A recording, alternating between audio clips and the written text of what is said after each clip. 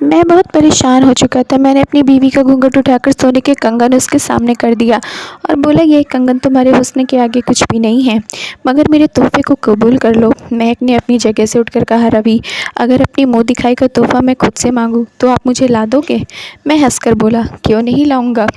मैं बड़े अच्छे मूड में था, इसलिए शायराना किस्म की बातें कर रहा था। महक संजीदगी से बोली, मुझे बर्फ़ की एक सिल्ली चाहिए। मैं हंस दिया क्योंकि मुझे समझ ही ना आया कि इस बात का मैं क्या जवाब दूं। महक बोली, रवि, आप हंसे नहीं, अपना वादा पूरा करें, मुझे बर्फ़ की सिल्ली ला दें। पहले तो मुझे लगा कि वह मजाक कर रही है, मगर जब अपनी ज़िद पर कायम रही तो मैं समझ गया कि यकीनन वह मुझे आजमा रही है। मुझे मेरे दोस्त ने बताया था कि बहुत दुल्हनें अपने पति को आजमाने के लिए उल्टी सीधी फरमाइश कर दिया करती हैं। मैं महक की नज़रों से गिरना नहीं चाहता था, इसलिए मैं झट से उठकर गाड़ी की चाबी उठाकर बोला, तुम बस थोड़ी देर इंतज़ार करो, मैं तुम्हारी मनचाही चीज़ अभी ला देता हूँ। मैं सारे रास्ता यही सोचता रहा कि आज तो महक मुझसे खुश हो जाएगी। मैं जब बर्फ़ की सिल्ली दे दिया तो महक की आंखों में खुशी की चमक आ गई थी। वह बोली, बर्फ़ को इधर मेज़ पर रखा दो। मैंने मेज़ पर रख दिया तो महक बच्चों की तरह खुश हो गई थी। महक मेरे पास आकर बोली, रवि, आप बहुत अच्छे हैं, अब आप मेरी आखिरी बात भी मान लेंगे क्या? मैं तारीफ़ सुनकर खुश हो गया था। मैं बोला, 10 बातें बोलो, हर बात मानूंगा। वह हंसती और बोली, नहीं नहीं, पहली रात ही अगर 10 बातें मनवा ली तो आप सोचेंगे कि बीवी मुझे दबा कर रख रही। मेरी इस वक्त आपसे एक ही गुजारिश है कि आप कमरे से बाहर चले जाएं और तब तक वापस मत आइएगा जब तक यह सिल्ली पिघल नहीं जाती। उसकी बात सुनकर मुझे दुख तो हुआ था, मगर जानता था कि वह मुझे आजमा रही है, इसलिए मैंने बोला, कोई मसला नहीं, मैं बाहर निकल जाता हूँ। लॉन खाली था, सब मेहमान सो चुके थे। मैं लॉन में बैठकर सिगरेट पीने लगा था। मैं यही हिसाब लगाने की कोशिश कर रहा था कि इतनी बड़ी बर्फ़ की सिल्ली एसी वाले कमरे में कब तक खुलेगी। मैं सारे दिन का थका हुआ था, मुझे भी आराम की ज़रूरत थी, मगर मैं महक की बात मानकर बाहर बैठा रहा, यहाँ तक कि मेरी कमर जवाब दे गई थी। अब तो मुझे गुस्सा आने लगा था। मैंने घड़ी की तरफ देखा तो सुबह के 3 बज रहे थे। मैं कुढ़कर रह गया था। तभी मेरे मोबाइल की घंटी बजी तो महक का नंबर देखकर मैंने कॉल उठा ली। वह बोली, रवि, आप रूम में आ जाएं, बर्फ़ पिघल गई है। मैं भी गुस्से से उठकर कमरे की तरफ चल पड़ा। मैंने महक की तरफ देखना भी गवारा नहीं किया। बाथरूम में घुसकर दूल्हे वाला कपड़ा बदलकर टी-शर्ट पहनकर बाहर आ गया था। सामने ही वह खड़ी थी, वह भी अपने कपड़े बदल चुकी थी। उसके चेहरे पर बहुत थकान नज़र आ रही थी। मैं बिना कुछ कहे आगे बढ़ने लगा तो महक ने मेरा हाथ थामकर मुझे रोक लिया और मेरे सामने आकर खड़ी हो गई। मैंने देखा कि उसकी आंखें भीग चुकी थी। वह बोली, रवि, आपने मेरी बात मानकर मुझे अपना गुलाम बना लिया है। आप बहुत अच्छे पति हैं। मेरी दुआ है कि आप हमेशा ऐसे ही रहें। मैं अपनी तारीफ़ सुनकर खुश हो गया था। मैं बोला, अब तुम भी आराम कर लो, थकी हुई लग रही हो। सुबह मेरे उठने से पहले ही वह उठ चुकी थी। मैंने वहाँ देखा तो वह नहीं थी। मैं समझ गया कि वह बाहर निकल गई होगी। मैं उठा, फ्रेश होकर बाहर निकल गया था। लॉन में मेरी सारी कज़िन झुंड बनाकर खड़ी थी। मेरी नज़र एक एक के चेहरे से फिसलती हुई महक पर जाकर ठहर गई थी। वह सबसे ज़्यादा हसीन और खूबसूरत लग रही थी। मैंने सोचा, मम्मी ठीक ही कहती थी कि मैं तुम्हारे लिए चाँद जैसी बीवी ढूंढी है। मैं आगे बढ़ा तो मेरी मौसी की बेटी ने मुझे अपने आधे हाथों ले लिया था। वह बोली, रवि, ऐसी भी क्या कंजूसी कि तुम लोगों ने महक के लिए कोई फैंसी कपड़ा ही नहीं बनवाया। तुम्हारी बीवी तो कॉटन का सूट पहनकर घूम रही है। मेरा माथा ठनका था। मैंने कहा, नहीं दीदी, ऐसी तो कोई बात नहीं है, हमारी तरफ से तो पूरे 20 साड़ी फैंसी थी। दीदी बोली, तो कोई ढंग का कपड़ा तुम्हारी बीवी ने क्यों नहीं पहना? लोग बातें बना रहे थे। मुझे महक पर गुस्सा आ गया तो मैंने कहा, महक, यह तुमने किस किस्म का सूट पहन रखा है? क्या तुम नहीं जानती कि नई नवेली दुल्हन बनी ठनी अच्छी लगती है? जाओ, जाकर अपने कपड़े बदल कर आओ। महक परेशान हो गई थी। वह बोली, रवि, यह भी तो कढ़ाई वाला सूट है, अच्छा खासा तो है, आप ऐसे क्यों कह रहे हैं? मैं गुस्से से बोला, जो मैंने कहा उस पर अमल करो, मुझसे ज़्यादा सवाल जवाब मत किया करो। खैर, वह अपने कमरे में चली गई थी। जब वापस लौटी तो उसने से फ़ॉर्म का कामदार जोड़ा पहन लिया था। वह बड़ी प्यारी लग रही थी, मगर उसके चेहरे पर परेशानी सी नज़र आ रही थी। वह बार बार कमरे में जाती और वापस लौट आती। ऐसा लगता था जैसे वह किसी के इंतज़ार में हो। मैंने सब नज़रअंदाज कर दिया था। फिर फ्रिज के पास जाकर खड़ी हो जाती और बर्फ़ निकालने लगती। मैं उसकी तरफ देखा तो हंसती। मैं समझ गया कि वह यह सब मुझे चिढ़ाने के लिए कर रही है। रिसेप्शन की रस्म भी हो गई थी। मैं कमरे में गया तो मुझे महक बड़ी परेशान लगी थी। मैंने उससे उसकी परेशानी की वजह पूछी तो वह मुंह फुलाकर बोली, आपने आज मुझ पर गुस्सा किया था? मैं हंस दिया और बोला, महक, तुम्हें मनाने के लिए मुझे क्या करना चाहिए? वह बोली, मुझे बर्फ़ की एक सिल्ली ला दें। मैं अपनी सारी नाराज़गी ख़त्म कर दूँगी। मैं महक को देखकर दंग रह गया था और फिर मजबूर होकर बर्फ़ की सिल्ली लेकर आया और मेज़ पर रख दी। वह बोली, अब आप कमरे से बाहर चले जाएं। मैं बाहर निकला तो खुशकिस्मती से आज भी लॉन खाली था। मुझे यही डर था कि अगर मुझे किसी ने ऐसे देख लिया तो लोग बातें बनाएंगे। मैं सोफ़े पर लेटकर आराम करने लगा था क्योंकि जानता था आज फिर बर्फ़ की सिल्ली इतनी देर से पिघलेगी। वही हुआ। सुबह 3 बजे ही महक का फ़ोन आया था। वह बोली, आप कमरे में आ जाएं। मैं चला गया। महक के चेहरे पर नज़र पड़ी तो वह बहुत ज़्यादा थकी हुई थी। तभी मेरी नज़र सोफ़े पर पड़े तकिया पर गई। मैं बोला, महक ये सब क्या है? महक कहने लगी, रवि मैं एक बहुत ही प्रैक्टिकल लड़की हूँ। मैं अरेंज मैरिज पर यकीन तो रखती हूँ मगर एक दूसरे को समझे बगैर किसी किस्म के रिश्ते को शुरू करने को पसंद नहीं करती। इसलिए कुछ रातें मैं सोफ़े पर सोया करूँगी, तब तक हमारी दोस्ती भी हो जाएगी। मैंने हाँ में सर हिला दिया था मगर सोच कर रह गया कि महक मेरे साथ ये सब क्यों कर रही है। वह तो साफ साफ मुझसे बच रही है। मैंने कहा, महक लगता है आपकी शादी आपके घर वालों ने ज़बरदस्ती कर दी है। मुझे मालूम था कि अब वह कहेगी कि नहीं रवि ऐसी कोई बात नहीं है, मैं तो आपको चाहती हूँ। मगर वह बोली भी तो क्या। जी रवि आप ठीक कह रहे हैं, मैं अभी शादी करना नहीं चाहती थी। मेरा दिल 100 टुकड़ों में बट गया था। मैं मुंह लटका कर सोफ़े पर जाकर लेटा और बोला, महक तुम बेड पर लेट जाओ। मैं सारी रात सो नहीं पाया था। यह सोच सोच कर ही मेरा दिमाग फटने लगा था कि मैं महक की ज़िंदगी में एक अनचाहा इंसान हूँ। मुझे ज़बरदस्ती उस पर थोप दिया गया है। अगले रोज़ सारे मेहमान अपने अपने घरों को लौट गए थे। घर में केवल 3 सदस्य ही रह गए थे, मैं, मम्मी और महक। इस घर में इस कदर उदासी रहने लगी थी कि कोई इंतहा नहीं। और फिर मेरी 1 हफ्ते की छुट्टी पूरी हो गई थी, इसलिए मैंने ऑफ़िस ज्वाइन कर लिया था। पहले दिन मेरा काम में बिल्कुल भी दिल नहीं लग रहा था, इसलिए मैं जल्दी लौट आया था तो मम्मी को दुखी सा पाया था। वह बड़ी परेशान सी लग रही थी।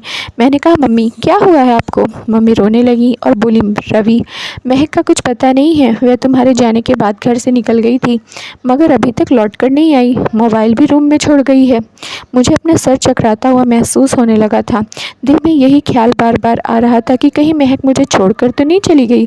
मैंने मम्मी से महक के मायके में भी फ़ोन करवाया था मगर महक वहाँ भी नहीं गई थी। मैं अब उसे कहाँ ढूंढता।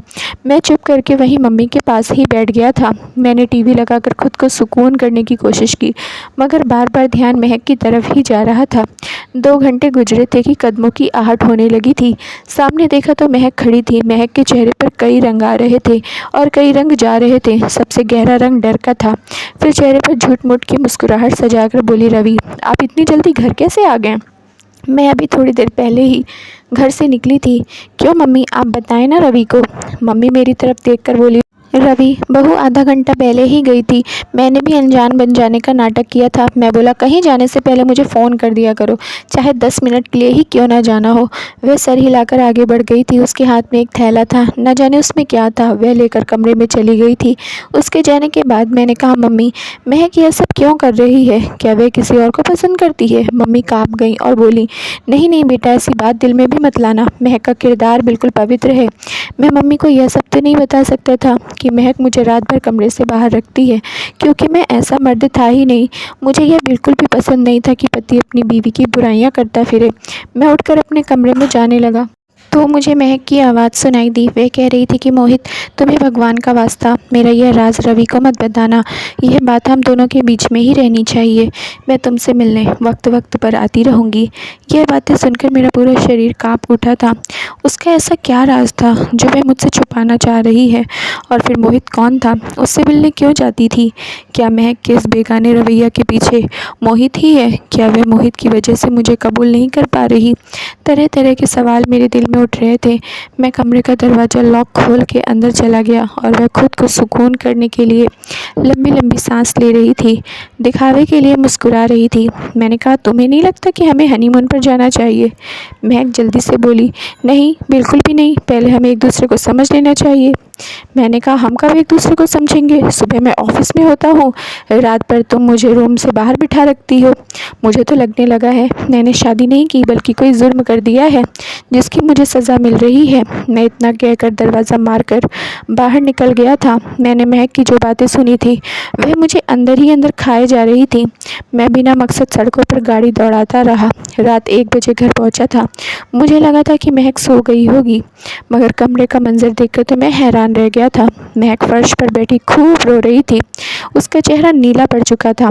मैं आगे बढ़कर बोला, क्या क्या हुआ महक, रोते हुए बोली। बर्फ़ ला दो। फिर मैं घबरा गया कि इस वक्त मुझे बर्फ़ की सिल्ली कहाँ से मिलेगी, और महक की तसल्ली के लिए घर से तो निकल गया, मगर मुझे कहीं भी बर्फ़ वाला नज़र नहीं आ रहा था।